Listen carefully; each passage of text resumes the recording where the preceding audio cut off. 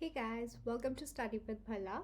So, we are starting with the unit 3 of global marketing, and the topic for today will be pricing decision for international market. So, this particular unit is really short. Okay, so let's begin with the factors affecting international pricing. So क्या factors होते हैं जो international pricing को affect करते हैं, ये आपका particular question 5 marks का आएगा. ओके, सो पहला आता है product differentiation. Okay, so variety offered affects the prices. So एक तरीके से इन इंटरनेशनल मार्केट आपको पता है कि अगर आपको एक कैटेगरी ऑफ प्रोडक्ट आप कोई भी चूज करते हो, ठीक है, जैसे for example biscuit, so you can get a lot many variety for the same. So एक तरीके से उसकी वजह से काफ़ी ज़्यादा इंटरनेशनल प्राइसिंग पे इफेक्ट पड़ता है. Okay, next brand image. Strong brand image can charge premium prices. अगर आपको पता है ये एक बहुत रिलायबल, बहुत ही ज़्यादा नोन ब्रांड है, ओके, जिसकी काफ़ी ज़्यादा अच्छी इमेज है मार्केट में. Okay, brand image. Okay, for example if you are going for Puma. Okay, so even though like the prices charged by Puma are kind of affordable also, and there are also luxury things like motor sports are also there. So वो brand image उन्होंने ऐसी set की हुई है कि वो premium price भी रख सकते हैं प्रोडक्ट्स का. Okay, then order size. Larger markets allow competitive pricing. Okay, अगर आपका बहुत ही बड़ा मार्केट है, ठीक है, वहाँ पे आपका जैसे you are dealing in makeup. Okay, you have cosmetic products, so you can go for like competitive pricing. Okay, जो भी products आपके competitors set कर रहे हैं वो आप set कर सकते हो. Okay, international market में. then आता है quality perception. लोगों के दिमाग में एक perception ये रहता है कि अगर high price है product का, ठीक है, तो उसकी better quality perception उनका दिमाग में वो रखते हैं कि हाँ, अगर हम इतना पे कर रहे हैं इस product के लिए. Okay, if you are paying 1000 for any of your eatables, okay, अगर कोई आप स्नैक्स के लिए 1000 पे करें, then you will think that the quality which is being offered by that particular brand वो काफ़ी ज़्यादा बेटर होगी एज कम्पेयर टू वही सेम स्नैक कोई और ब्रांड 100 या 200 का बेच रहा है. ओके, सो एक क्वालिटी परसेप्शन इंसान के दिमाग में हमेशा रहता है, ठीक है, अकॉर्डिंग टू द प्राइस. महंगा होगा तो अच्छा होगा, सस्ता होगा तो मे बी अच्छी क्वालिटी ना हो. Okay, then after sale service, limited services abroad. Okay, so lower prices. So एक तरीके से क्या होती है कि अगर आप आफ्टर सेल सर्विस दे रहे हो कस्टमर को, तो काफ़ी अच्छा परसेप्शन दिमाग में बनता है रिगार्डिंग द ब्रांड कि अच्छा उन्होंने अपना प्रोडक्ट देने के बाद भी हमें भूले नहीं, वो हमें आई थिंक कॉल करते हैं, दे इवन आस्क अस कि क्या वो प्रोडक्ट सही चल रहा है. ओके, सो एक तरीके से आफ्टर सेल सर्विस भी बहुत इफेक्ट करता है. ठीक है, next consistency of supply. To maintain relationships, companies may reduce prices when supply is uncertain. Okay, कई बार ऐसे होता है कि you want to make a bond with the customer and that is for the long term. अगर आप long term के लिए सोच रहे एक particular customer के साथ, ओके, सो कंपनीज में reduce the prices when supply is uncertain. कई बार ये डिस्काउंट्स ऑफर कर सकते हैं, कूपन ऑफर कर सकते हैं कस्टमर्स को. ओके, सो एक तरीके से ये कंसिस्टेंसी ऑफ सप्लाई मेंटेन हो. ठीक है, कुछ प्राइसेस कई प्रोडक्ट्स के हाई होते हैं उसको वो लोग कम करके मीन्स सेल पे कर सकते हैं प्रोडक्ट्स को, एंड उनको ही मीन्स जैसे लॉयल कस्टमर्स हैं आपके, ठीक है, so you can give them some coupons. Okay, so that will be really helpful for them. Okay, so moving ahead, basic pricing concepts. So यहाँ पे हम लोग बेसिक प्राइसिंग कॉन्सेप्ट समझेंगे, कैसे प्राइस सेट होता है. ठीक है, पहले तो आप समझते हैं definition. Price is what you pay and value is what you get. ये बहुत इंपॉर्टेंट है, ये आप याद रख लेना. ये इवन आपका 1 मार्क में भी आ सकता है, ऐसे आ सकता है dash is what you pay and dash is what you gate. Means I know BBA में ऐसे क्वेश्चंस नहीं फ्रेम होते हैं, but still may be in your sessionals these type of questions can come for 1 marks. और even पता है कैसे आ सकता है, ये पर्टिकुलर लाइन लिखी होगी, okay, and comment on this statement. Okay, ये डेफिनेटली 5 मार्क्स में आ सकता है आपका ये क्वेश्चन.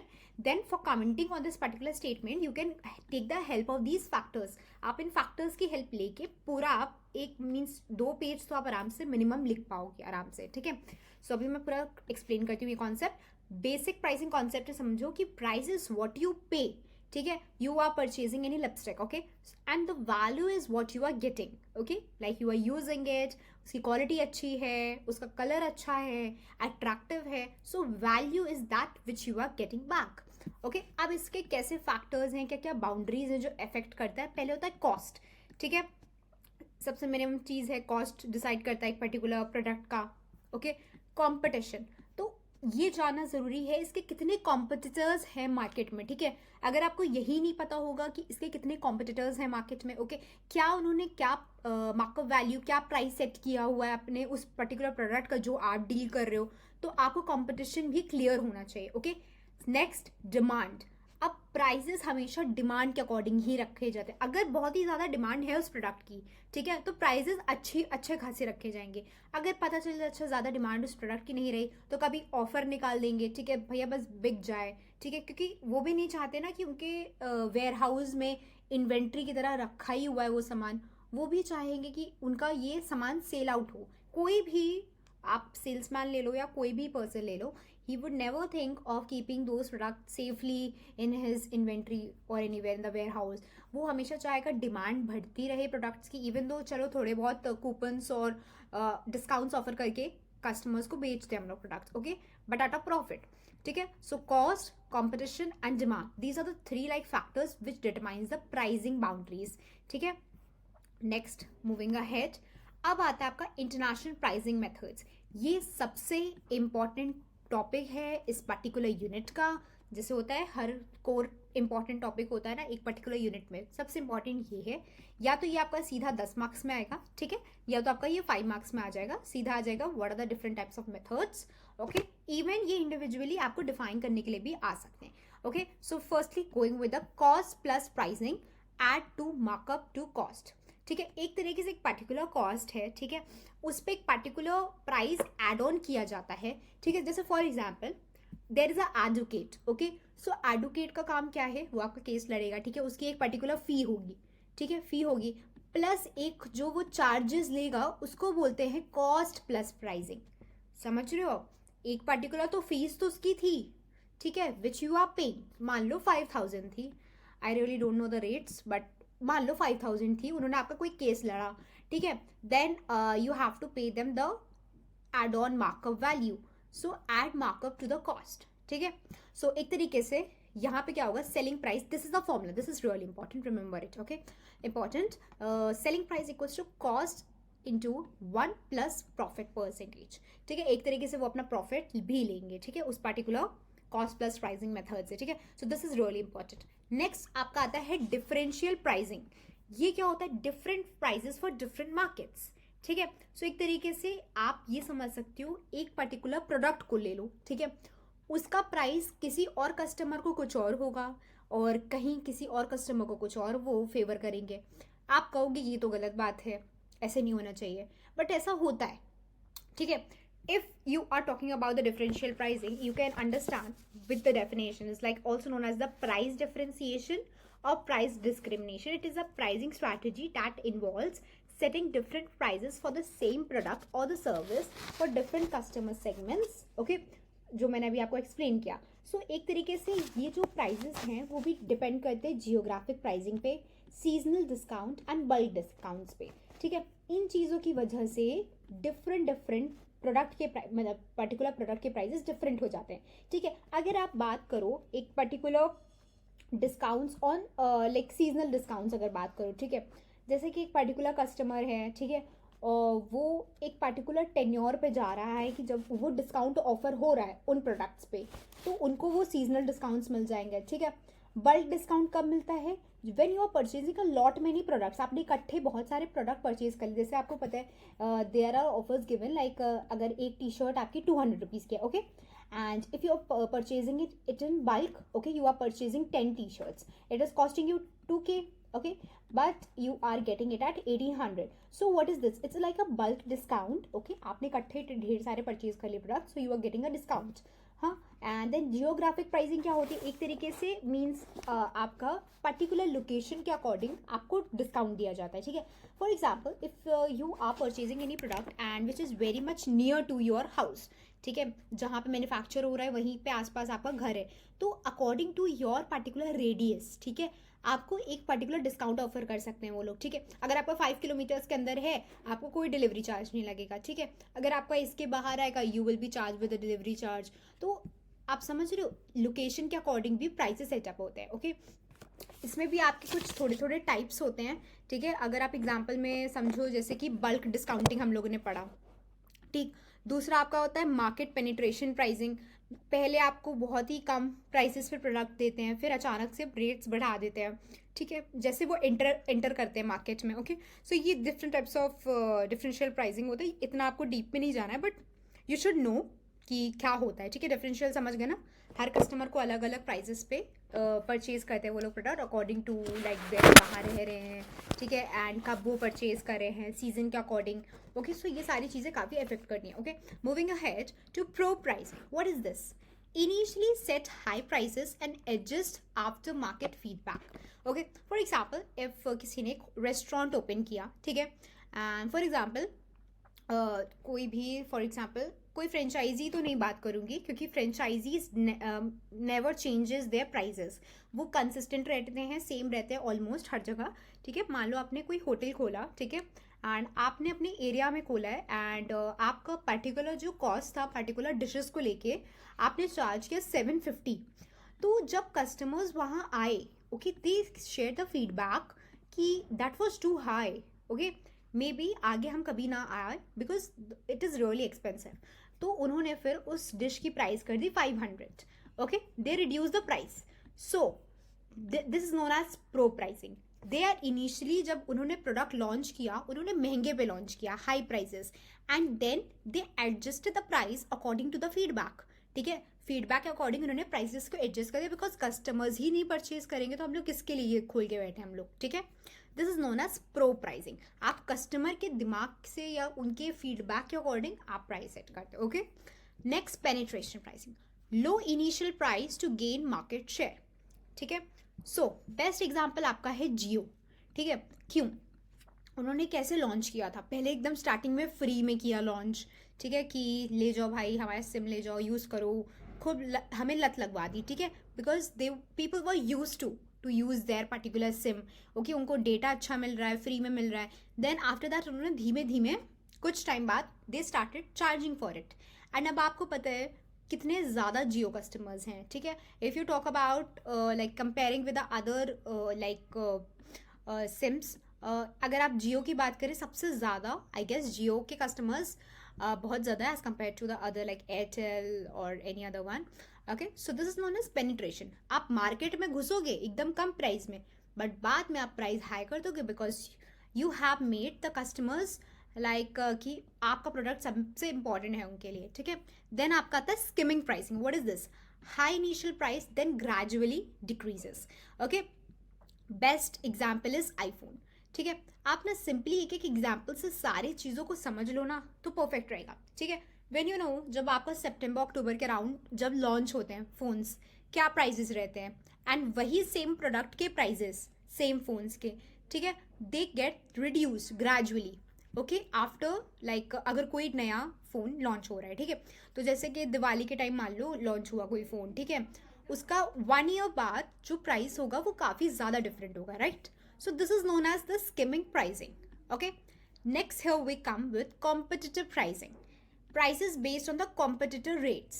ठीक है, डिफरेंट कॉम्पिटिटर्स होते हैं, ठीक है।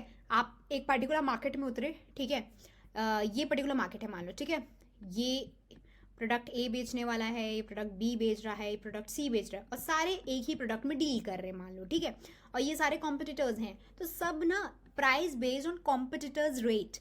जितना कॉम्पिटिटर्स लगाएंगे ना वो लोग कोशिश करेंगे वो भी उसी के आसपास रहे या उससे थोड़ा सा सस्ता बेचे, बट उनका लॉस ना हो, ठीक है। इसको बोलते हैं हम लोग competitive pricing. Prices are set according to the competitors in the environment, ठीक है, जिससे कि उनका भी कुछ लॉस नहीं हो, ठीक है, एंड उनको ज़्यादा कस्टमर्स पूछे, ठीक है। सो this is like international pricing method, this is really important. ये मैंने काफ़ी लाइक सिंपल टर्म्स में समझाया, ठीक है। मैं नहीं चाहती थी 5-6 स्लाइड्स इसकी बनाऊँ, मैं एक ही स्लाइड में पूरा कवर अप इसलिए मैंने कर दिया, क्योंकि इसमें एक्सप्लेनेशन ज़्यादा इंपॉर्टेंट है, बिकॉज डेफिनेशन तो एक लाइन की है, ठीक है, वो तो आपको क्लियर हो जाएगी, एंड वो तो वैसे भी आपको अपने वर्ड्स में लिखनी है। एक एक एग्जाम्पल लेके चलोगे ना दिमाग में तो आप आराम से डील कर लोगे इस पर्टिकुलर क्वेश्चन के साथ, ठीक है। Moving ahead, now we come upon the strategic steps for international pricing. अब different type of strategic steps है, ये पर्टिकुलर क्वेश्चन आपका आराम से 5 मार्क्स में आएगा।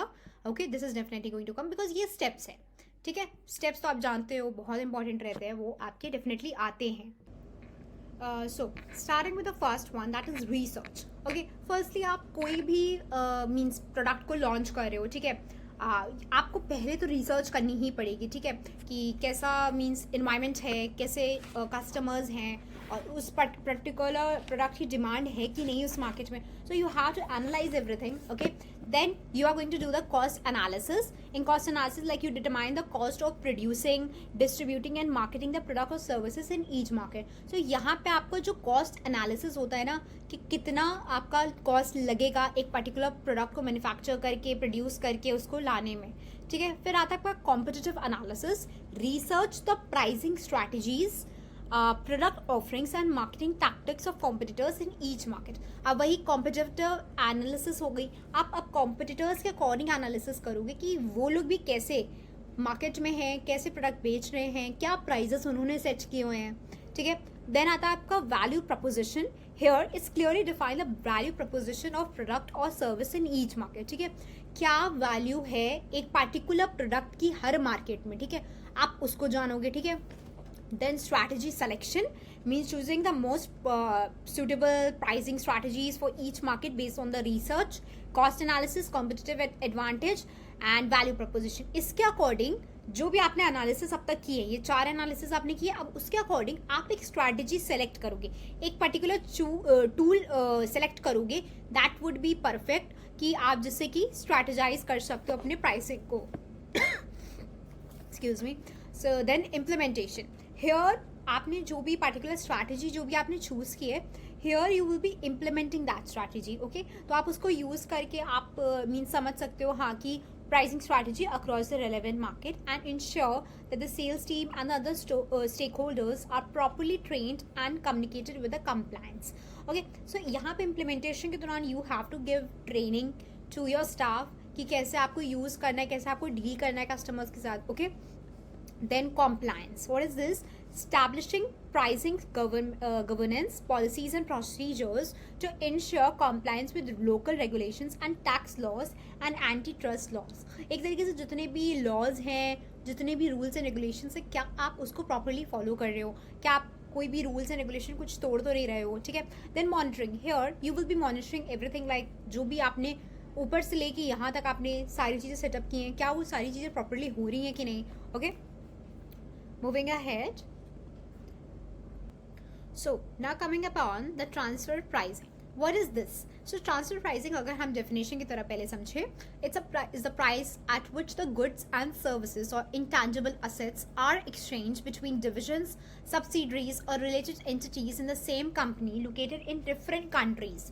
ठीक है, so एक तरीके से जो same product में deal कर रहे हैं, ठीक है, जो same subsidiaries हैं उनकी, ठीक है, वहाँ पे इन एंटिटी को रिलेट किया जाता है, ठीक है. जैसे कि it is use in a cross border transaction to allocate profits. एक तरीके से कई बार होता है कि एक पार्टिकुलर दूसरे जगह पे वो प्रोडक्ट अच्छे से मैन्युफैक्चर हो रहा है, ठीक है, और कम प्राइसिंग पे, तो आप ट्रांसफर कर देते हो उन प्रोडक्ट्स को वहाँ मैन्युफैक्चर करने के लिए, ठीक है. तो जैसे अगर आप एक एग्जाम्पल था Amazon Luxembourg. What happened? Amazon transferred intellectual property rights to its Luxembourg subsidiary, which has had favorable tax laws.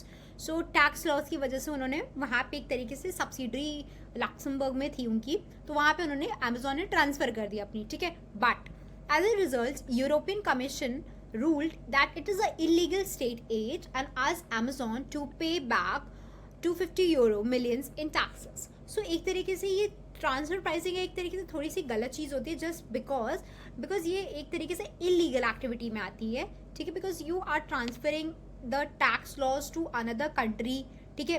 तो ये एक तरीके से this is a wrong habit which is being done by the countries. Okay, so this is known as transfer pricing.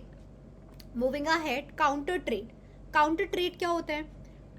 Trading goods and services without money, ठीक. Counter trade आपको word से समझ आएगा, trade which is done without any money, okay, या बहुत ही कम money means currency को use करके आप कर सकते हो. ये कब कब हो जाता है? जैसे कि प्राइस वॉलिटैलिटी, ओके, एक तरीके से when you are not sure कि ये पर्टिकुलर कमोडिटी या इस प्रोडक्ट की क्या प्राइस होगी, ठीक है. लॉन्ग नेगोशिएशन, ये थोड़ी प्रॉब्लम्स हो जाती हैं, ठीक है, जब बहुत ज़्यादा नेगोशिएशंस होते हैं कि कम कर दो अमाउंट को, ठीक है, तब होता है. Then high transaction cost. कई बार क्या होता है, if you are dealing at a international level, और कई बार ये होता है कि prices of the commodities are really expensive. Okay, so आप इतना कॉस्ट नहीं बियर कर पा रहे हो, ठीक है, एक पर्टिकुलर इकोनॉमी इतना नहीं बियर कर पा रही है जैसे इंडिया है, ठीक है, if they are trading with US, okay, so अगर वो कुछ परचेज कर रहे हैं वहाँ से, ठीक है, बिकॉज वो तो काफ़ी बल्क में परचेज करेंगे, राइट, तो अगर उन्हें लगेगा कि हाँ हमारी करेंसी शॉर्ट पड़ रही है, ठीक है, क्योंकि वो हमें भी हैम्पर कर सकती है in future, right, so it's better हम लोग कुछ और बाटर सिस्टम पे चले जाए या तो, ठीक है, बाटर ट्रेड कर ले थोड़ा सा, ठीक है, काउंटर परचेज कर ले, ठीक है, सो ये डिफरेंट टाइप्स से अभी हम लोग डिस्कस करेंगे। तो अगर बहुत ही ज़्यादा ट्रांजैक्शन कॉस्ट आता है तब हम लोग काउंटर ट्रेड करते हैं, ओके। जैसे कि barter system, what is this, direct exchange of goods, simply जैसे पुराने ज़माने में होता था, मुझे थोड़े बहुत ग्रेन्स चाहिए, ठीक है, हाँ, तो I have sheeps with me, so आप शीप्स ले लो, ठीक है, and I want to like, ये आपका बाटर सिस्टम हो गया, ठीक है, समझ रहे हो, बाटर। काउंटर परचेज क्या होता है, exporters agrees to buy goods from importers, ठीक है, एक्सपोर्टर्स परचेज कर लेते, काउंटर परचेज हो गया। ऑफसेट, ये आपके डिफरेंट टाइप्स है, ठीक है, seller helps buyer country promoters its products, okay, offset buy back होता है, स्विचिंग ट्रेड होता है, एंड कंपनसेशन ट्रेड होता है, ठीक है, तो पार्ट गुड्स पार्ट कैश जो मैं आपको बता रही थी, कंपनसेशन में यही होता है कि बहुत ही ज़्यादा एक्सपेंसिव प्रोडक्ट आप भले परचेज कर रहे हो, आपने 50% आपने कैश पे कर दिया, करेंसी दे दी आपने, ठीक है, एंड 50% आपने कुछ और प्रोडक्ट्स आपने डील कर लिया उनके साथ, ठीक है, जिसकी उनको नीड थी, ठीक है, एंड वो उसको टोटल करके उतना ही अमाउंट आपका आ रहा था, ठीक है। So I hope you are understanding the different types of counter trade, okay, so this is how we are done with this particular unit, okay, so I hope you must have understood everything, and if you have any questions as such you can just email me, or you can even DM me on my Instagram, okay, so thank you so much for watching my video, so please do like, share, comment and subscribe to my channel. Thank you.